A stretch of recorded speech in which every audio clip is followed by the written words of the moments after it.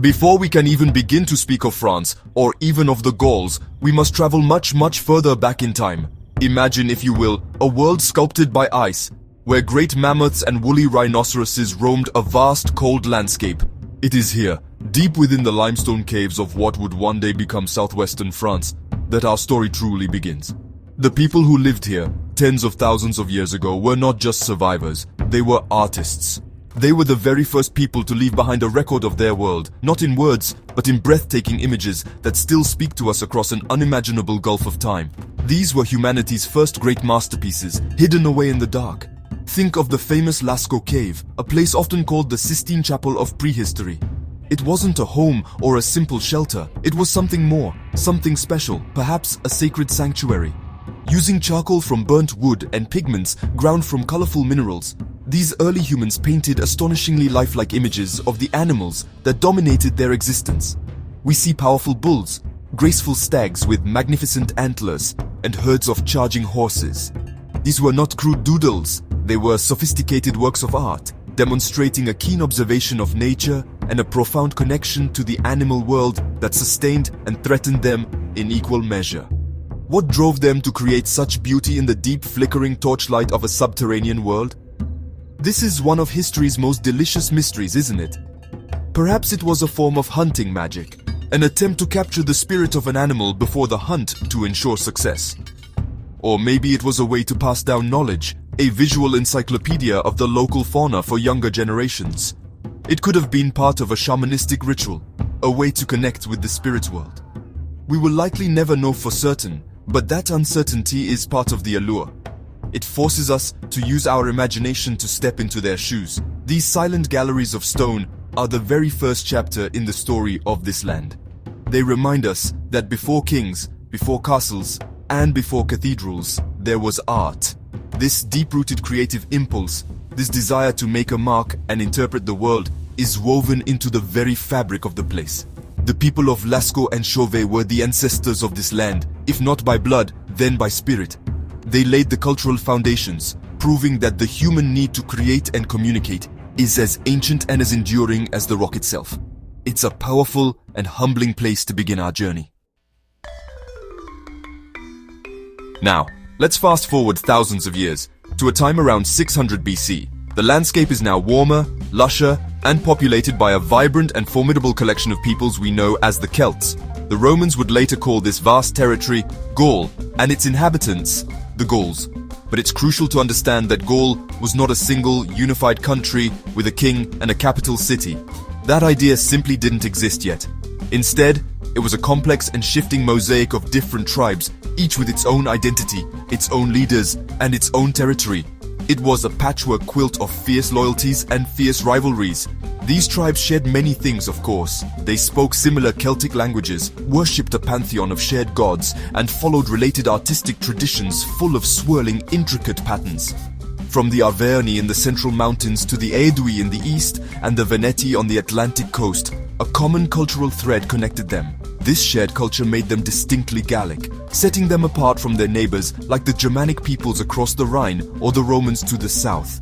Their world was one of oral tradition, where stories, laws, and histories were passed down through generations by word of mouth, not written texts. However, their differences were just as important as their similarities. The Gauls were notoriously independent and fractious. A tribe's primary loyalty was to itself and its chieftain, not to some vague notion of a unified Gallic nation. Alliances between tribes were often temporary, formed to face a common threat and just as quickly dissolved once the danger had passed. More often than not, they were busy fighting each other.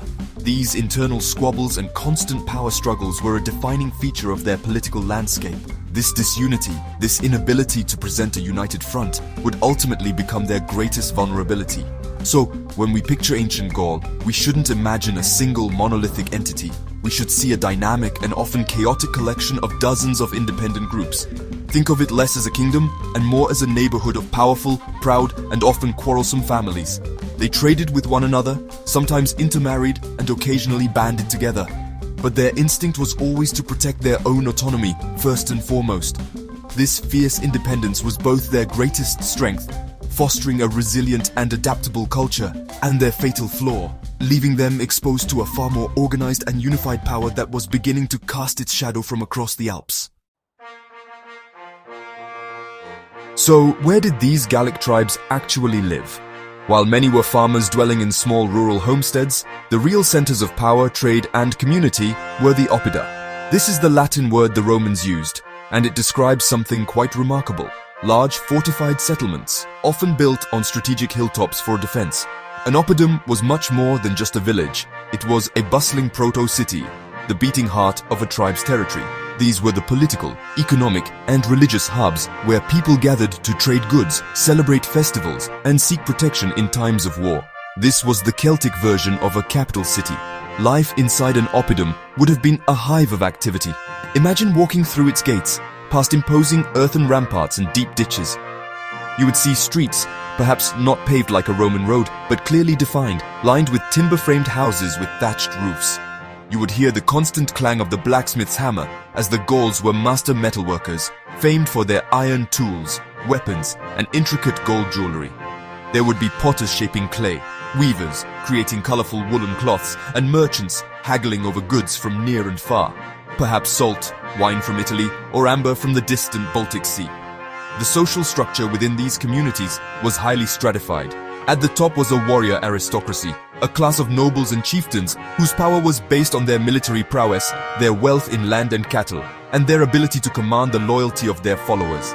Below them were the skilled artisans and craftspeople, who were highly respected for their talents.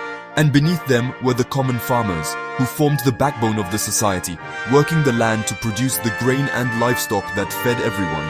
It was a society held together by complex bonds of kinship and obligation, where a leader was expected to provide for and protect his people. The oppidum, therefore, represents a crucial stage in the development of this land. It shows that the Gauls were not simply wandering barbarians, as Roman propaganda would later suggest. They were a sophisticated and organized people, capable of creating large, complex settlements with thriving economies and distinct social hierarchies. Places like Bibracte, the capital of the Aedui tribe, or Gergovia, the stronghold of the Arverni, were impressive centers of civilization in their own right. They were the crucibles where Gallic culture was forged and strengthened, standing as proud symbols of a tribe's power and identity long before the Roman legions arrived. At the very heart of Gallic society, holding a unique and powerful position, were the Druids. They were far more than just priests. In a world without writing, they were the living libraries of their people, the guardians of knowledge, law, and sacred tradition. The Druids were the intellectuals of the Celtic world, serving as judges, teachers, philosophers, and astronomers. Their influence extended across tribal boundaries, and their authority was immense. They could even step between two armies on the brink of battle and command them to lay down their arms. To become a Druid was an arduous process, requiring up to 20 years of intense study to memorize a vast body of lore. Their spiritual world was deeply intertwined with nature. The Gauls did not build grand stone temples like the Greeks or Romans. Instead, their places of worship were natural sanctuaries, often clearings deep within ancient forests known as nematons, or sacred groves. They believed that their gods dwelled in these places, in ancient trees, in springs, and in rivers. For the Celts, the oak tree was particularly sacred. It was here, in the quiet solitude of the forest, that the Druids would perform their rituals, make their sacrifices, and commune with the divine. This profound reverence for the natural world was a cornerstone of their belief system. The Druids also presided over the legal system. Because Gallic law was not written down, it was the Druids who had memorized the complex legal codes and precedents. They settled disputes between individuals and even between entire tribes, acting as supreme judges whose verdicts were final. If someone defied a Druid's ruling, they could be excommunicated from society. This was a terrifying punishment, as it meant the person would be barred from religious ceremonies and shunned by the entire community, a fate almost worse than death in such a close-knit society. Their role as arbiters gave them enormous political power alongside their religious authority. This combination of roles made the Druids the glue that held Gallic culture together. They were the custodians of what it meant to be Gallic, preserving the collective memory and identity of their people. However, this also made them a direct threat to any outside power seeking to control Gaul. The Romans, with their own rigid system of written law and state religion, saw the Druids as dangerous rivals. They recognized that to truly conquer the Gauls, it was not enough to defeat their warriors. They would also have to break the power of the Druids and extinguish the cultural flame they so carefully guarded. The Gauls had a formidable reputation across the ancient world as fierce and courageous warriors. For centuries, they were the ones doing the invading, not the other way around. In 390 BC, a Gallic warband led by the chieftain Brennus had famously swept down into Italy and sacked the city of Rome itself, a humiliation the Romans would never forget. Gallic warriors were tall and imposing, often fighting with a wild abandon that terrified their more disciplined opponents. They would charge into battle with their hair bleached white with lime and spiked up, shouting terrifying war cries to intimidate their foes. For many Gauls, glory in battle was the ultimate ambition. Their equipment was effective and well made, a testament to their skill in metalworking. The quintessential Gallic warrior carried a long iron sword, designed for slashing rather than stabbing, and a large brightly painted wooden shield, often decorated with a metal boss in the center. Many of the elite warriors, the nobles, wore magnificent chainmail armor, an invention often credited to the Celts themselves. They were also skilled horsemen, and their cavalry was a crucial part of their military strength. However, their approach to warfare was often based on individual heroism and the initial shock of a ferocious charge rather than long-term, coordinated strategy. War was an endemic part of Gallic life. The frequent conflicts between the tribes were not just for territory or resources, they were also a way for the warrior aristocracy to gain prestige and attract followers. A successful chieftain was one who could lead his men on profitable raids and reward them with plunder and glory. This constant state of low-level warfare kept their military skills sharp, but also deepened the divisions between the tribes. It fostered a culture that valued the brave, individual champion over the disciplined legionary who fought as one small part of a much larger machine. This warrior ethos, while a source of strength, also contained the seeds of their downfall. Their love of the heroic, chaotic charge made them vulnerable to the patient, methodical tactics of the Roman legions. The Romans learned to withstand the initial onslaught and then used their superior organization and discipline to grind down their less coordinated opponents. The Gauls fought as a collection of brave individuals, while the Romans fought as a single, cohesive unit. This fundamental difference in military philosophy would prove decisive when the full might of Rome finally turned its attention northward, ready to settle old scores and tame the wild lands of Gaul once and for all. By the middle of the 1st century BC, the world of the Gauls was standing on the precipice of a monumental and irreversible change. To their south, the Roman Republic was no longer just a distant city-state. It had become a sprawling, aggressive superpower with an insatiable appetite for new lands, resources, and military glory. The Romans had already conquered the southern coastal region of Gaul, turning it into a province they called Gallia Narbonensis.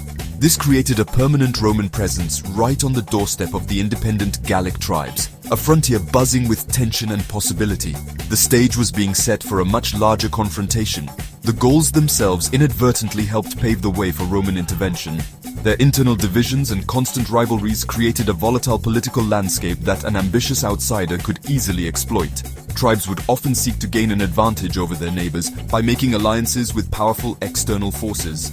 Some Gallic tribes, like the Aedui, had cultivated friendly relations with Rome for decades, seeing them as a useful ally against their traditional rivals, the Arverni and the Sequani. These Gallic leaders failed to see the bigger picture, that by inviting the Romans into their internal disputes, they were essentially inviting the wolf into the sheepfold. The final catalyst came in the form of a man with boundless ambition, Gaius Julius Caesar. In 58 BC, Caesar was appointed governor of the Roman provinces bordering Gaul. He was a brilliant military strategist and a ruthless politician who saw the conquest of the rest of Gaul as the perfect opportunity to win the wealth, power, and military prestige he needed to dominate Roman politics. He wasn't just there to defend the border, he was actively looking for a pretext to launch a full-scale invasion.